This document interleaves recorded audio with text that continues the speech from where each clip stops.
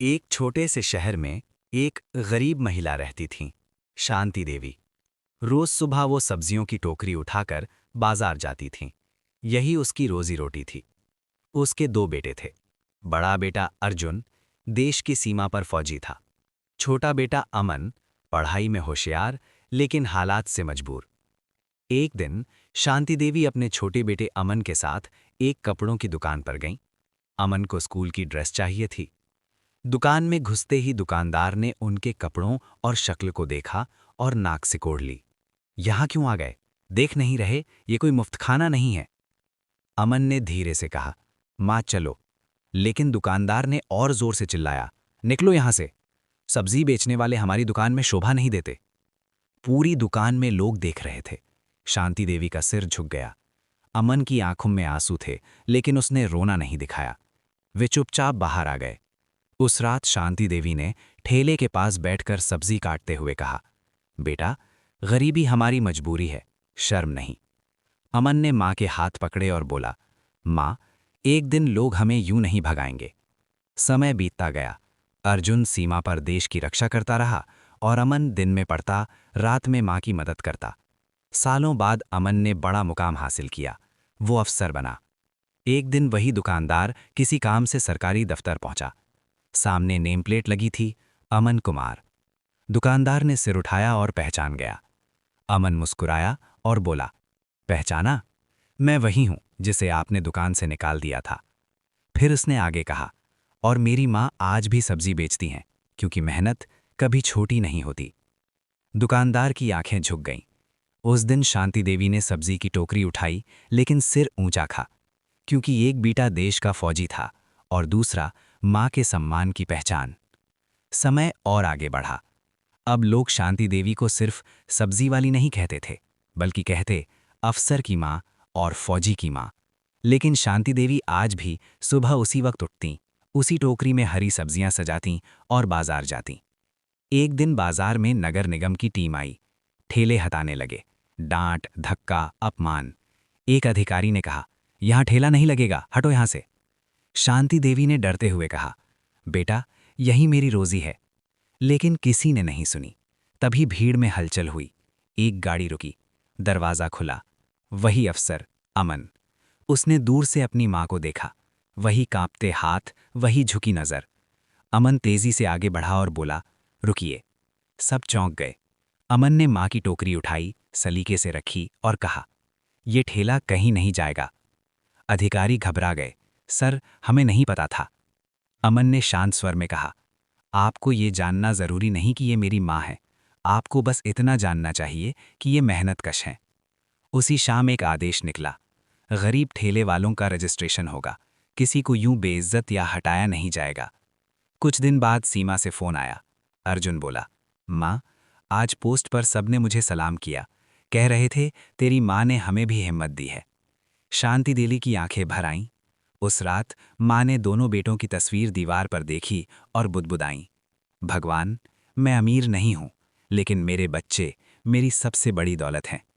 अगली सुबह बाजार के बाहर एक बोर्ड लगा था, मेहनत करने वाला कभी छोटा नहीं होता। समय बीतता गया, लेकिन उस दिन के बाद शांति देवी का ठेला सिर्फ सब्जी बेचने की जगह नहीं रहा, वो हिम्मत की मिसाल बन गया। बाजार में जो महिलाएं डर कर कोने में बैठती थीं, अब खुलकर ठेला लगाने लगीं।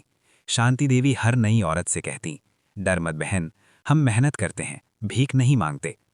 एक दिन एक छोटी बच्ची आई, फटी कॉपी, नंगे पैर, बोली, दादी, मैं पढ़ना चाहती हूँ, पर माँ ठेला लगाती है। शांति देवी ने उसके सिर पर हाथ रखा और कहा, कल से मेरे साथ आना। अगले हफ्ते बाजार के पीछे एक छोटी सी क्लास शुरू हुई। टूटी बेंच, पुरानी स्लेट, लेकिन सपने नए। अमन हर रविवार आता, बच्चों को पढ़ाता, कभी कभी खुद झाड़ू लगाता। लोग पूछते, साहब, आप अफसर होकर ये सब क्यों करते हो? अमन बस इतना कहता, क्योंकि मेरी माँ यहीं से उठी है। उधर सीमा पर अर्जुन का नाम यूनिट में मशहूर हो गया था। एक ऑपरेशन में उसने अपने साथी को गोली से बचाया। जब छुट्टी पर आया तो सीधा बाजार पहुंचा। फौजी वर्दी में माँ के ठेले के पास खड़ा हुआ और सब्जी तौलने लगा। लोग देखते रह गए। एक आदमी बोला, देखो, ये है असली तिरंगा। एक बेटा सीमा पर, एक बेटा समाज में, और माँ मेहनत की पहचान। कुछ महीनों बाद नगर निगम ने बाजार का नाम रखा शांति सब्जी मार्केट। उद्घाटन में शांति देवी को बुलाया गया। माइक कांप रहा था, हाथ भी।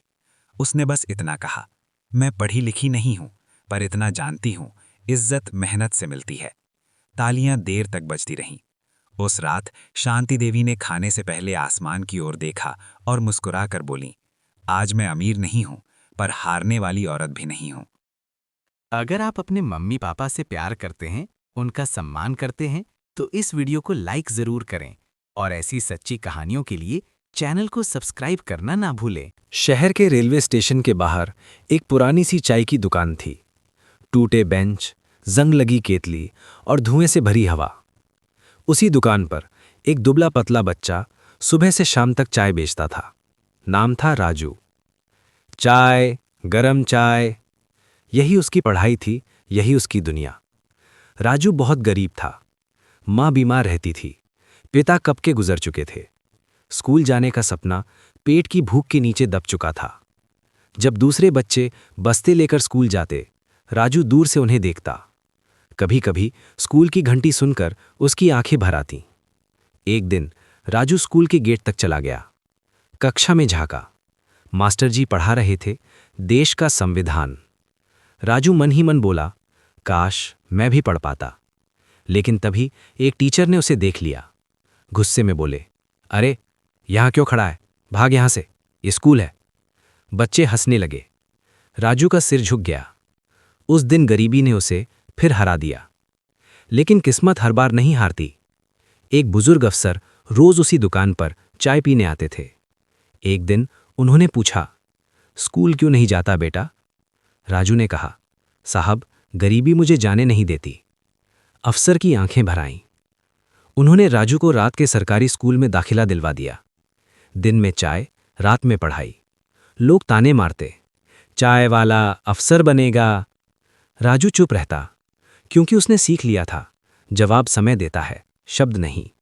वो पढ़ता रहा, दिए की रोशनी में, कभी खाली पेट। एक दिन अखबार में पढ़ा, आईपीएस अधिकारी बनकर देश सेवा। उसी दिन राजू ने ठान लिया, अगर चाय बेच सकता हूं तो किताबें भी बेच सकता हूं। अपनी मेहनत की। पहला एग्जाम फेल, दूसरा फेल, तीसरा फेल।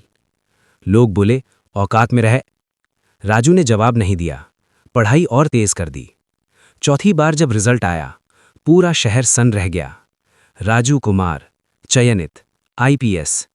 जिस हाथ में कभी चाय की केतली थी, आज उसी हाथ में कानून की किताब थी। पासिंग आउट परेड में राजू वर्दी में खड़ा था। भीड़ में वही लोग थे जो कभी उसे भगा देते थे। आज वो सब सलाम कर रहे थे। पहली पोस्टिंग उसी शहर में मिली जहां उसे स्कूल से निकाला गया था। राजू ने पहला आदेश दिया, किसी गरीब बच्चे को पढ़ने से कभी मत रोको। आज भी वो उस चाय की दुकान के पास रुकता है और कहता है, सपने मुफ्त होते हैं, बस हिम्मत महंगी पड़ती है। आईपीएस बनने के बाद राजू की जिंदगी बदली थी, लेकिन उसकी सोच नहीं। पहली पोस्टिंग के कुछ ही दिन बाद उसी रेलवे स्टेशन के पास एक हंगामा हुआ। कुछ नगर निगम के लोग गरीब चाय वालों की दुकानें उखाड़ रहे थे। डंडे, गालियां, धक्के। राजू की गाड़ी रुकी। उसने उतरकर देखा। एक बूढ़ा आदमी उसी चाय की दुकान के पास जमीन पर गिरा पड़ा था। लोग उसे मार रहे थे। राजू के कदम रुक गए। उसकी आंखों के सामने अपना बचपन घूम गया। वो आगे बढ़ा और बोला, रुको। लोग चौंक गए। किसी ने कहा, साहब ये अवैध दुकान है। राजू ने वर्दी उतारकर कंधे कर रख दी और बोला, अगर ये अपराध है तो मैं भी इसी अपराध से आया हूं, क्योंकि इसी दुकान ने मुझे जिंदा रखा था। पूरा इलाका सन्न। राजू ने तुरंत आदेश दिया, किसी दुकान को बिना नोटिस नहीं हटाया जाएगा। गरीबों के लिए वैकल्पिक जगह दी जाएगी। बच्चों की पढ़ाई का इंतजाम होगा। उसी दिन राजू ने वहां एक बोर्ड लगवाया। यहां से एक चाय बेचने वाला आईपीएस अफसर बना था। मीडिया पहुंच गया। इंटरव्यू में पूछा गया, सर इतनी हमदर्दी क्यों? राजू मुस्कुराया और बोला, क्योंकि जिसने गरीबी देखी होती है वो कुर्सी नहीं, इंसान देखता है। कुछ महीने बाद राजू ने एक नई पहल शुरू की, चाय से क्लास तक योजना, जिसमें स्टेशन के बच्चे, ढाबों पर काम करने वाले बच्चे, कचरा बीनने वाले बच्चे, सबको शाम को मुफ्त पढ़ाई मिलने लगी। एक दिन एक छोटा बच्चा राजू के पास आया और बोला, सर, मैं भी आपके जैसा बनना चाहता हूं। राजू झुक गया, उसके सिर पर हाथ रखा और कहा, मेरे जैसा नहीं, मुझसे भी आगे जाना। आज राजू की कहानी सिर्फ एक अफसर की नहीं है, ये कहानी है हर उस बच्चे की जो गरीबी की वजह से स्कूल नहीं जा पाता। और हर सुबह जब राजू वर्दी पहनता है, आईने में खुद से कहता है, तू वही है जो कभी चाय बेचता था, इसलिए कभी किसी गरीब को छोटा मत समझना। राजू अब सिर्फ एक आईपीएस अफसर नहीं था, वो गरीबों की आवाज बन चुका था। लेकिन सिस्टम को ऐसे लोग पसंद नहीं आते। एक दिन राजू के पास एक गोपनीय फाइल आई। शहर के रेलवे स्टेशनों पर चाय, पकौड़ी और ठेले वालों से हर महीने लाखों की वसूली। नाम बड़े थे, ठेकेदार, नेता और कुछ वर्दी वाले भी। राजू चुप रहा, लेकिन डर नहीं लगा, क्योंकि वो कभी भूखा सोया था। उसने जांच शुरू की। जैसे जैसे सच बाहर आया, फोन आने लगे। समझदार बनो, इतना ऊपर मत जाओ, तुम्हारी कुर्सी नहीं है। राजू रात को उसी फुटपाथ पर गया जहां कभी चाय बेची थी। ठंड थी, हाथ कांप रहे थे, लेकिन दिल मजबूत था।